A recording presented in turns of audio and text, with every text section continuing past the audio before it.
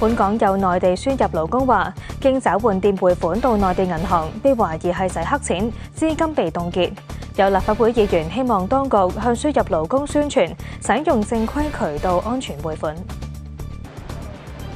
外勞護理員權益保障互助組連同多個嚟自內地嘅護理員到政府總部外請願，話透過本地找換店將工資匯款到內地銀行，其後被指懷疑涉及洗黑錢等匯款遭到凍結。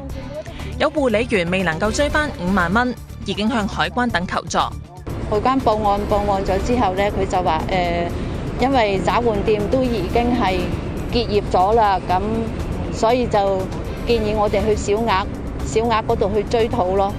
組織指出，舊年6月開始接獲至少45宗求助，涉款近200萬，希望當局介入保障輸入勞工權益。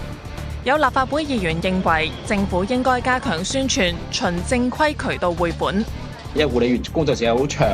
好多時候咧翻工嘅時候銀行開門，放工嘅陣銀行閂門啊嘛。最近呢幾年裏面就發覺咧，係嗰個匯錢就係凍結咗嘅。同內地呢幾年係加強咗個打擊電子詐騙裏面重視咗，但係我覺得感覺上就係